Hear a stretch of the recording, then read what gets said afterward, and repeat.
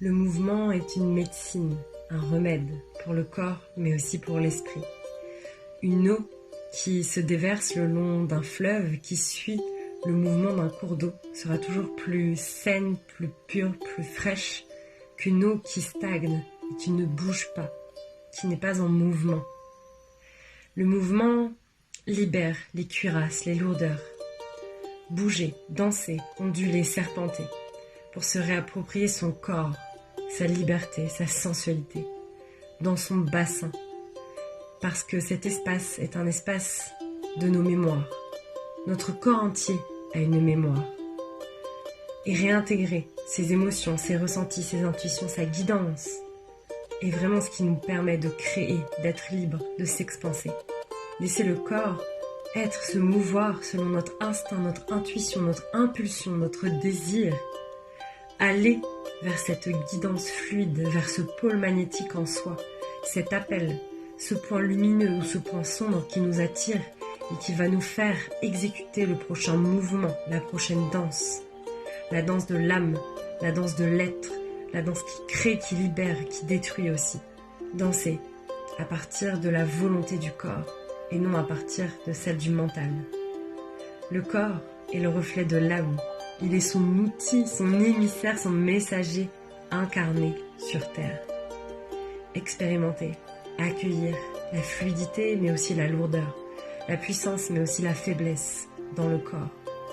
Elle est le reflet de ce qui se passe dans notre psyché, dans notre esprit, dans nos pensées, dans nos émotions.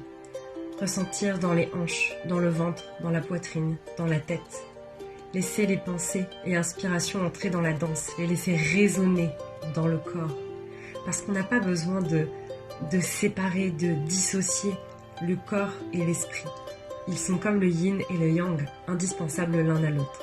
Il y a une importance à laisser le corps compléter les cycles, les pensées, les paroles, les émotions, les mouvements qui ont pu être interrompus, qui ont pu être avortés, diminués, invisibilisés.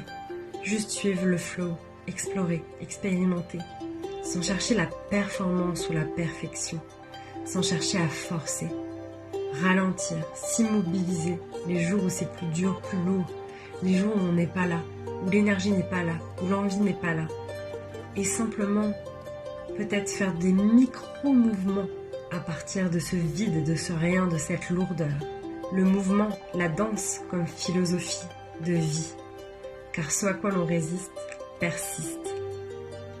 Ouvrir l'espace en soi, tenir l'espace en soi, pour que la libération se fasse, pour que la libération psychique, corporelle, psycho-corporelle se fasse. Ouvrir pour laisser la danse alchimique vivre son processus.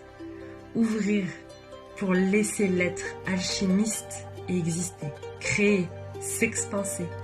Une danse peut-être extérieure, mais aussi intérieure. La danse intérieure, c'est s'autoriser à bouger, à déconstruire, à raffiner, à laisser mourir, à laisser tomber, à créer, à propulser, à libérer la créativité, l'énergie vitale, l'intuition, l'impulsion. C'est voir que tout ce qui refuse de se transformer, de bouger, de changer, est voué à disparaître ou à mourir. Et parfois c'est très bien comme ça. Mais parfois c'est ce contrôle, cette peur, cette manière que l'on a de s'accrocher aux choses qui crée l'illusion d'un blocage. Alors qu'il suffirait de respirer, s'immobiliser, puis se mouvoir à partir de ce vide.